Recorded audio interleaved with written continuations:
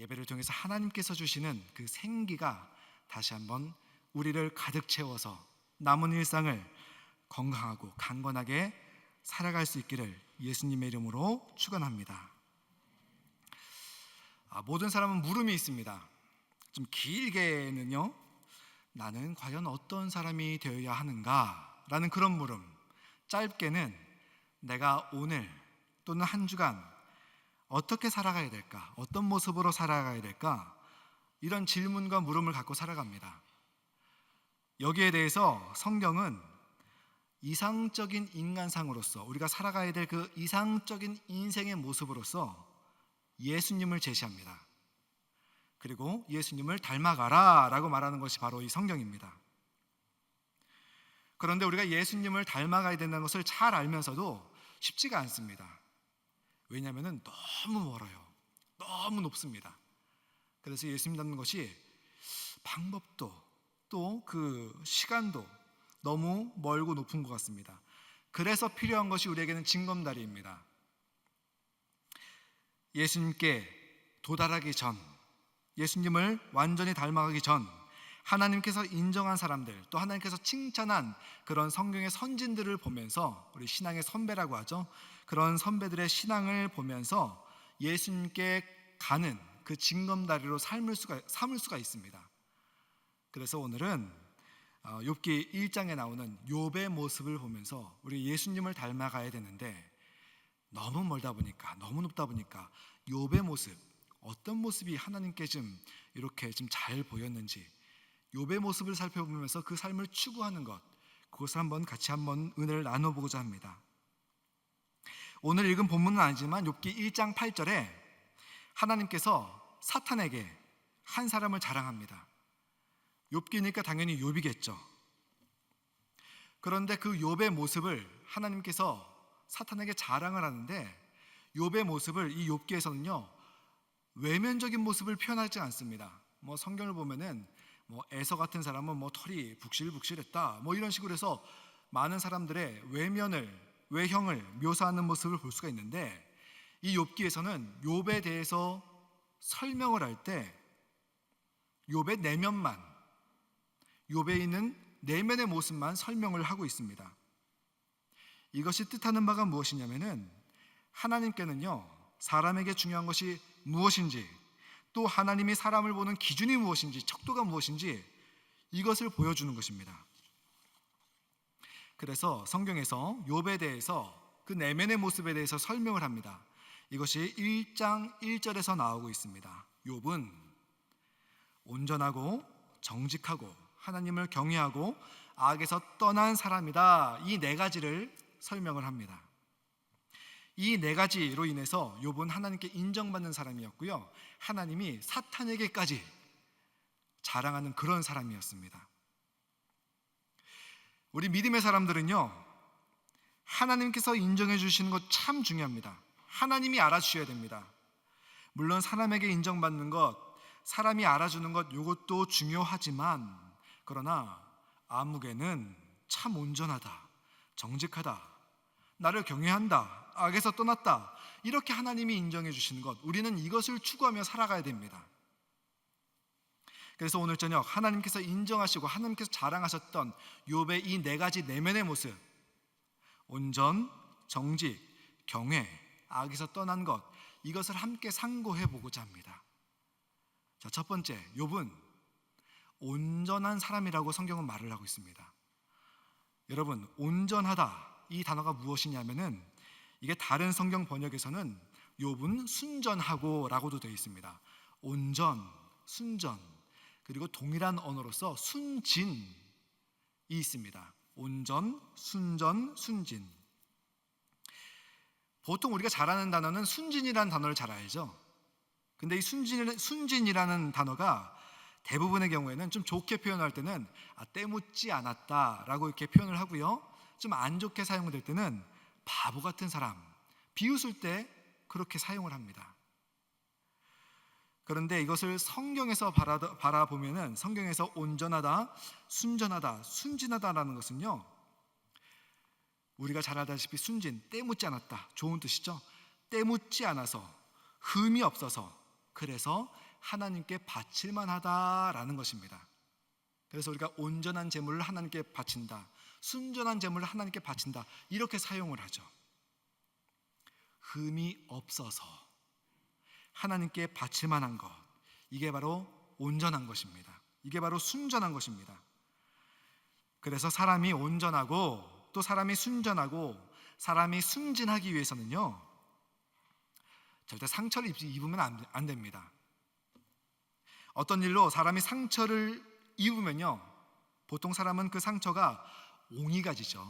상처가 우리 내면에 훑고 지나가면은 흠이 생기고, 그 흠에서, 옹이진 상처에서 때로는 억울함이 나오고 때로는 악이 나오고 때로는 분노가 나옵니다. 그래서 순전한 사람이 될 수가 없습니다. 온전한 사람이 될 수가 없습니다. 우리가 상처를 입으면은 얼마나 그 많은 상처를 묵상을 합니까? 밤에 잘 때, 아침에 깨어서 문득문득 그 상처 묵상이 되고요. 또 더 나가서 그 상처를 준 사람, 그 사람까지 우리는 그 사람에게 매여서 때로는 매몰돼서 딴 일을 할 수 없을 정도로 우리는 깊은 묵상, 상처와 그 상처를 준 사람을 묵상합니다. 이렇게 상처를 붙잡고 묵상하면 묵상할수록 우리 안에서 나오는 것은 무엇이냐? 악이죠, 악. 내가 왜 져야 돼? 내가 왜 손해를 봐야 돼? 내가 왜 당해야 되나? 억울함이 나오고 분노가 나오고 악이 나오는 것입니다. 그리고 우리는 그 상처를 묵상한 만큼 속에서 비수를 갈고 있죠. 내가 언젠가는 이 비수로서 복수하고 말겠다. 얼마나 그 되갚을 준비를 철저하게 합니까? 이게 바로 죄지을 준비를 하고 있는 것입니다. 대표적인 게 가인과 아벨이죠. 가인이 하나님께 제사를 지냈을 때 하나님이 받지 않으시죠. 이것이 상처가 됩니다. 하나님께서 경고하셔요. 너 이제는 선한 일 해야 돼. 그 상처 이제는 흘려보내야 돼 라고 말씀하시는데, 가인은 속에서 칼을 갑니다. 그리고 어느 날 들로 동생을, 아벨을 데리고 나가서 내면의 칼을 외부로 꺼내서 동생을 살해하는 그런 사건이 벌어지죠.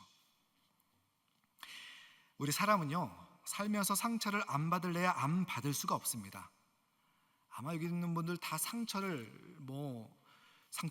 안 받는 분들이 없겠죠. 하지만 온전하다는 것은 상처를 상처로 남겨두지 않고 상처를 붙잡고 묵상하는 것이 아니라 이것을 그대로 좀 흘려보낼 수 있는, 그것이 바로 온전해지는 길입니다.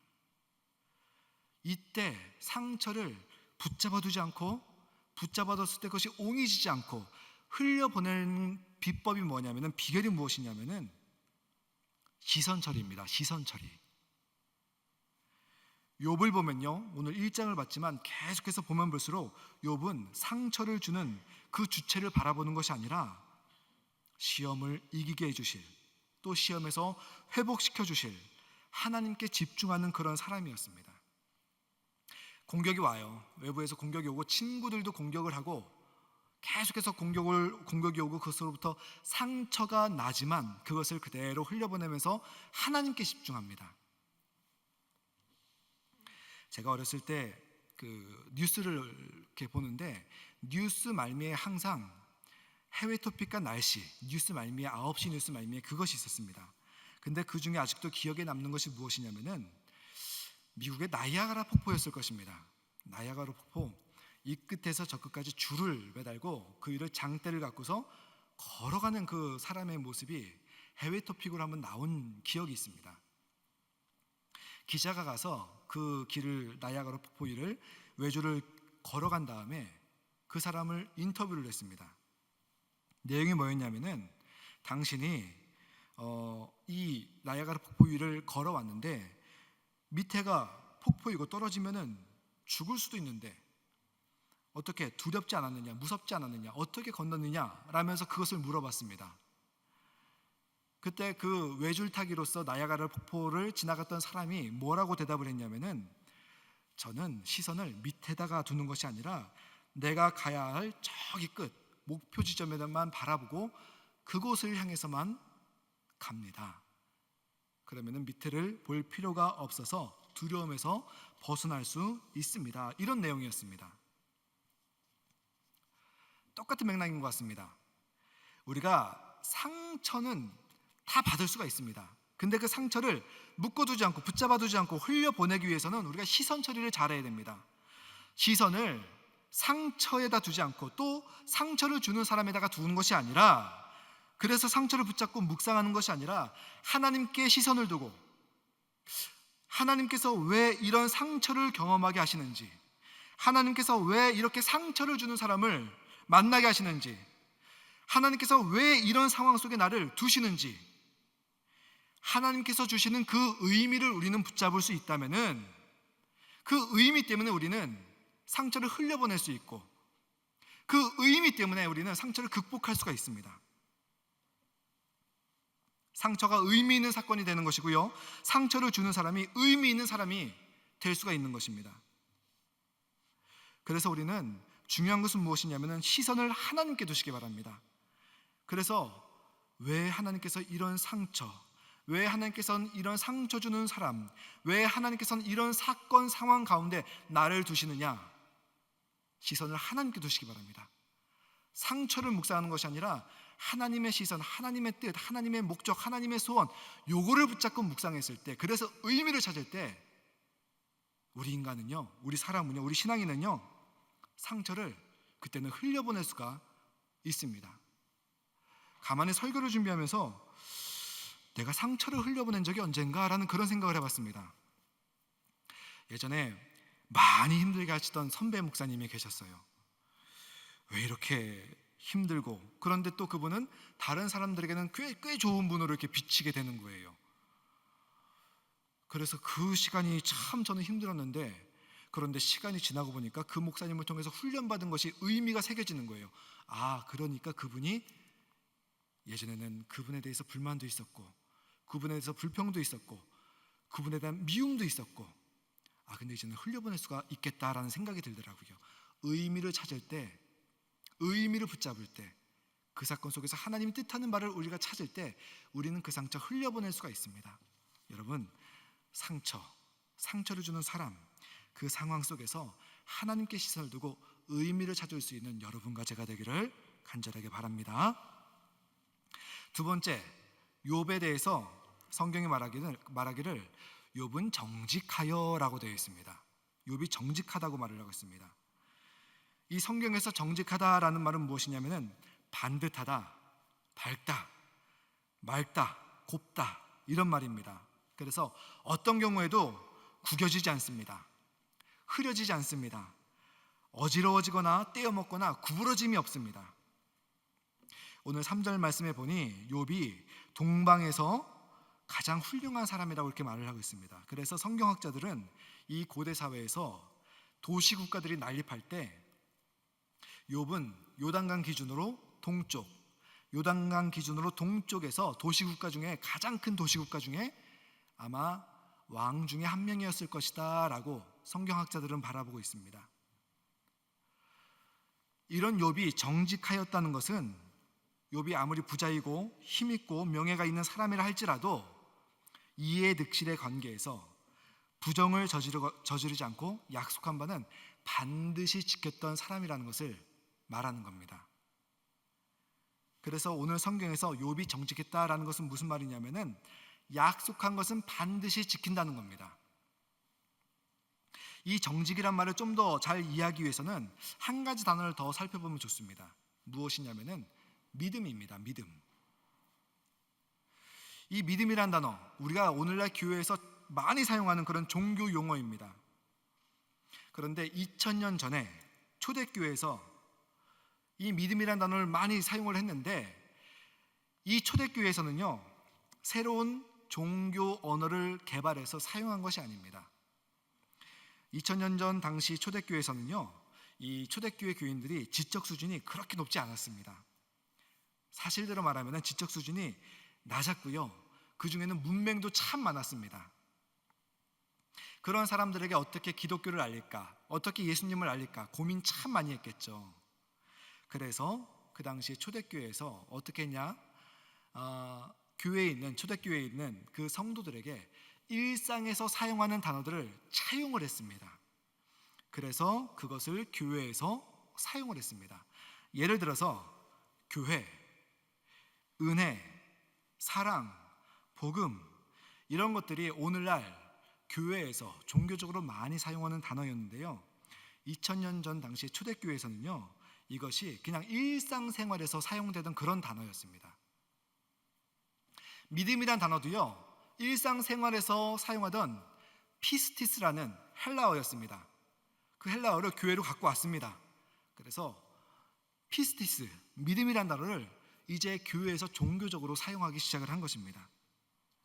그래서 초대교회에서는요, 교인들이 서신서 있잖아요. 서신서를 딱 받았을 때 거기에 교회, 은혜, 사랑, 복음, 믿음이란 그 단어가 딱 보이면은 지적 수준이 높지 않았지만 그 단어를 딱 봤을 때 하면서 이해할 수 있을 정도로 아주 광범위하게 또 일상생활에서 사용하던 그런 단어였습니다. 그렇다면 2000년 전에 이 믿음이란 단어는 어떻게 사용되었느냐, 무슨 뜻이 있었느냐? 이 믿음이란 단어, 피스티스라는 헬라어는요, 사업을 할 때 사업처와 사업처, 기업인과 기업인 사이의 관계 속에서 사용하던 단어입니다. 자, 사업을 하면서 거래를 합니다. 거래를 할 때 현금이 모자랍니다. 그러면은 사용하는 것이 어음이죠. 어음. 그래서 어음을 끊어줍니다. 이 어음에 대해서 내가 손해가 있어도 절대 부도내지 않고 보장해 주는 것, 이것이 바로 당시의 믿음이란 단어였습니다. 또 친구가 곤란에 처했을 때 그것을 절대 모른 채 하지 않고, 너가 나의 친구니 내가 손해 볼지 몰라도 기꺼이 내가 너를 도와주겠다, 이것이 믿음이란 단어로 사용됐습니다. 전쟁을 합니다. 전쟁 중에 항복한 나라가 있습니다. 그러면은 그 항복한 나라에 쳐들어가서 약탈을 하면서 인명을 살상을 할 수가 있습니다. 그러나 당신네가 항복하면은 우리가 더 이상 당신네들을 죽이지 않겠다, 살해하지 않겠다라고 약속을 합니다. 그리고 전쟁에서 항복을 했을 때 이 약속을 지키는 것, 이것이 바로 믿음이란 단어였습니다. 그리고 나라와 나라의 약속에 대해서 절대 배신하지 않는 것, 이것이 바로 2000년 전에 교회에서 사용하던 믿음이란 단어였습니다. 그래서 믿음은 우리가 오늘날 많이 사용하는 것은 내가 어떤 것을 인정한다, 신뢰한다, 동의한다, 그렇게 생각한다 라는 내면적인 인식으로 많이들 우리는 알고 있는데, 처음에 믿음이란 단어는 신실하다, 약속한 것은 반드시 지킨다, 신뢰한다, 충성, 신의, 이런 의미를 가진 행동하는 언어였습니다. 일상 속에서 살아가는 삶의 언어였습니다. 그래서 초대교회 당시의 사람들에게 저 사람 믿음 좋아, 저 사람 굳건한 믿음이야 라고 말을 할 때는 그 사람이 어떤 위기 속에서도, 어떤 손해 속에서도, 어떤 희생을 감수해야 되는 상황 속에서도 위험에 처할 수 있는 가능성이 있음에도 불구하고 맡겨진 일, 약속한 것, 하나님에 대한 믿음, 이 약속, 언약을 끝까지 지키는 것, 이것이 바로 믿음이 좋다, 약속한 것은 반드시 지키는 이 신실이 바로 믿음의 다른 모습이었습니다. 그래서 신약 성경의 믿음, 이것과 구약 성경의 정직은요, 결이 같은 단어입니다. 사람은 참 이기적입니다. 손해보기 싫어하고 힘든 것 안 하려 하고 자기 편안한 방법, 그것만 추구합니다. 이런 사람들 속에서 우리가 믿는 사람으로서, 그리스도인으로서 정직하게 살아간다, 믿음으로 살아간다, 이 뜻은 무엇이냐면은 내가 믿고 있는 바를 위해서 손해와 희생, 때로는 위험이 있다 할지라도 감수하는 겁니다. 내가 믿고 있는 바를 위해서 구겨지거나 흐려지거나 어지러워지거나 떼어먹거나 구부러짐 없이 충실하게 그 약속을 신의 있게 지키면서 살아가는 것입니다. 우리가 믿고 있는 바를 위해서, 약속한 것을 위해서 구겨지지 않고 구부러지지 않으며 흐려지지 않는 것, 이게 바로 정직이라는 겁니다. 욥은 아무리 힘이 있고 아무리 위치가 높다 할지라도 이런 정직의 모습, 약속한 것은 반드시 지키는 신실한, 신이 있는 그런 사람이었습니다. 우리 성도님들이 살아가실 때 내가 정직하다, 내가 그리스도인으로 정직을 추구하며 살아간다라는 것은 내가 내뱉은 말에 대해서 책임을 진다는 것입니다. 여러분 우리 말에 대해서 책임을 질 수 있는 정직한 그리스도인이 되기를 예수님의 이름으로 축원합니다. 세 번째 욥에 대해서 하나님을 경외하며라고 되어 있습니다. 앞서 말했듯이 욥은 당시에 동방의 다른 어떤 나라보다도 부강한 동방의 가장 큰 왕이었다고 보는 견해가 있습니다. 여기서 우리가 배워야 될 것은 이런 부자, 이런 권력, 이런 명성, 이런 위치라면은 욥이 살았던 시대를 기원전 한 2000년 전으로 보고 있거든요. 지금으로부터 한 4000년 전이라고 생각하시면 될 것 같습니다. 이 당시의 왕이라는 권력은 가히 신에 버금가는 또는 신의 아들, 신의 대리인 그렇게 불렸죠. 교만하지 않을래야 않을 수가 없습니다. 오만에 물들지 않을래야 않을 수가 없습니다. 그럼에도 불구하고 욥은 하나님을 경외했다라고 성경은 말을 하고 있습니다. 이 하나님을 경외한다라는 이 말이 무엇이냐면은 하나님 제1주의로 살아간다는 것입니다. 하나님 제1주의로 살아간다. 이 말도 어려우면은 좀 쉽게 설명하자면은 사람 눈치보다는 하나님 눈치를 보면서 살아가는 것. 이렇게 보면 우리가 좀 쉽게 이해할 수가 있을 것 같습니다. 우리는 세상 살아가면서 다른 사람이 나를 어떻게 생각하는지 참 많은 눈치를 바라보며 살아가고 있습니다. 문제는 뭐냐면은 사람 눈치 보기 시작하면은 저 사람이 나를 어떻게 생각할까? 여기에 따라서 내가 판단하고 결정하고 그 다음에 행동하는 것이 달라지게 되어 있습니다. 사람을 의식하니까요. 하지만 하나님 눈치를 보는 사람은 다른 사람이 뭐라 하던 간에 하나님이 중요한 겁니다. 그래서 하나님이 어떻게 생각하시는지, 어떻게 해야 하나님이 좋아하실까? 하나님이 내 판단, 내 결정, 내 행동의 기준이 되는 겁니다. 이게 바로 하나님 제1주의, 그리고 하나님을 경외하는 것입니다. 또 하나, 하나님을 경외한다라는 말은 이 경외란 단어가 두려워한다라는 그런 단어입니다. 왜 하나님을 두려워해야 되는가? 하나님 두려워하지 않으면요, 죄 가운데 빠지기가 너무 쉽습니다. 그래서 죄 가운데 있는 인간의 모습을 한마디로 표현하자면은 하나님 무서운 줄 모르는 사람, 이게 바로 죄 가운데 있는 사람입니다. 하나님을 두려워하기 때문에 우리가 죄를 짓지 않을 수가 있고요, 하나님을 두려워하기 때문에 우리는 그 마음이 회개로 인도하게 되어 있습니다. 그래서 하나님을 두려워하면은 하나님이 싫어하시는 것을 구분하고요, 하나님이 싫어하는 것을 멀리하고 끊게 됩니다. 이 하나님을 경외한다, 그래서 하나님 제1주의와 하나님 두려워하는 것, 이것을 합치면 어떻게 되는 것인가? 하나님이 좋아하시는 것, 반대로 하나님이 싫어하시는 것, 이거를 구분하면서 살아간다는 겁니다. 여러분, 이게 바로 하나님 경외하는 겁니다. 여러분은 어떤 결정, 판단, 행동을 할 때 이거 하나님 좋아하시는 건가? 하나님 싫어하시는 건가? 이거 구분하십니까? 이거를 구분하며 살아가는 것이 우리에게는 필요합니다. 욥이 그런 삶을 살았다는 것입니다. 그 삶이 바로 하나님께서 인정하시고 하나님이 자랑하는 그런 삶이었다는 것입니다. 여러분, 하나님이 좋아하시는 것 선택하고 반대로 하나님이 싫어하는 것 멀리할 수 있는 그런 인생 되기를 간절하게 바랍니다. 우리의 행동, 우리의 언어, 우리의 판단, 우리의 그 모든 기준이 하나님이 좋아하시는 것인가? 반대로 하나님이 싫어하시는 것인가? 이거를 깊이 생각할 수 있는 우리 성도님들 되시기를 예수님의 이름으로 축원합니다. 욥은 악에서 떠났다. 네 번째입니다. 욥은 악에서 떠났다. 악이라는 것을 먼저 알아봐야 됩니다. 악에서 떠났는데 그 악이 무엇이냐? 성경에서 말하는 악이라는 것은 무엇이냐면은 나는 하나님 없이 내 삶을 잘 살 수 있다. 이 자신감, 이 자랑이 바로 악이라고 성경은 말을 하고 있습니다. 하나님 없어도 나는 잘 살 수 있다는 자신감. 사람은 남의 신세를 안 지고 살 수가 없습니다. 더더군다나 더 나가서 사람은요, 하나님께 신세를 안 지고 살 수가 없습니다. 그래서 하나님은 자그마한 문제라도 하나님 자신에게 우리가 기도를 하길 원하시는 그런 분입니다. 우리가 하나님께 신세를 진다는 것은 나의 연약함, 나의 부족함, 이것을 들여다보고 인정한다는 겁니다. 하나님 없이는 우리 인생 안 됩니다. 이 고백이 있는 겁니다. 그래서 하나님 신세를 많이 지고 사는 삶이 하나님의 은혜를 인식하고 있다는 것이고요, 반대로 하나님 없이 나는 살 수 있습니다. 이게 바로 악한 삶이라는 것입니다. 욥이 악에서 떠났다는 것은 자신의 연약함을 들여다보고 있는 것입니다. 자신의 부족함을 인식하고 있는 것입니다. 그래서 하나님 안 되면 안 됩니다.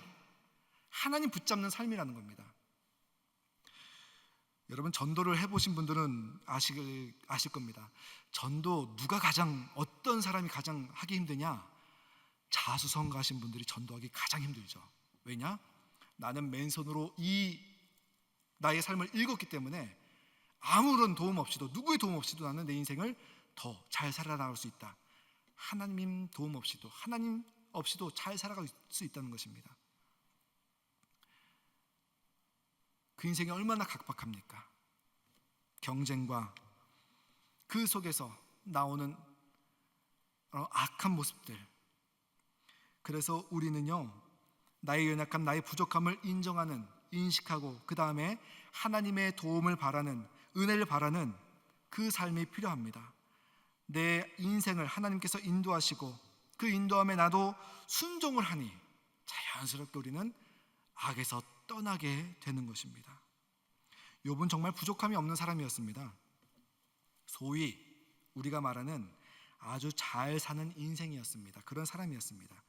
세상 사람들이 보기에도 하나님 없이 살아갈 수 있는 그런 사람이었을 것입니다. 그런데도 하나님을 경외했기 때문에 악을 멀리하고 잘못된 것이 있으면 즉시 회개를 하고 하나님이 좋아하시는 것을 선택했고, 그리고 자기의 부족함, 연약함을 인정하고 하나님께 신세지는 그런 인생을 살았습니다. 여러분, 하나님께 신세지는 것을 즐거워하시기 바랍니다. 하나님의 은혜를 체험하고 하나님의 은혜에 기대는 것을 즐거워하는 인생 되기를 간절하게 바랍니다. 나의 인생 그 연약한 부족함 내가 채울 수 없습니다. 하나님께서 채워주셔야 됩니다. 하나님 신세질 수 있는 여러분과 제가 되기를 간절하게 바랍니다.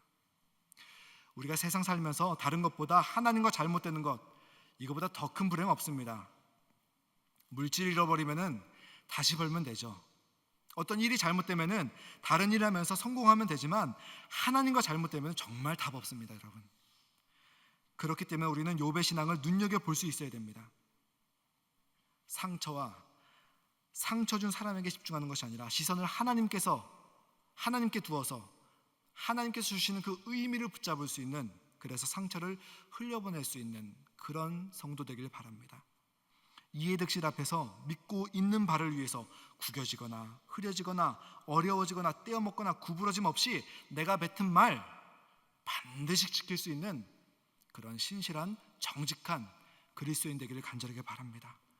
하나님이 좋아하시는 것, 하나님이 싫어하시는 것 분별하고 선택할 수 있는, 결정할 수 있는 하나님 경외하는 인생 되기를 바랍니다.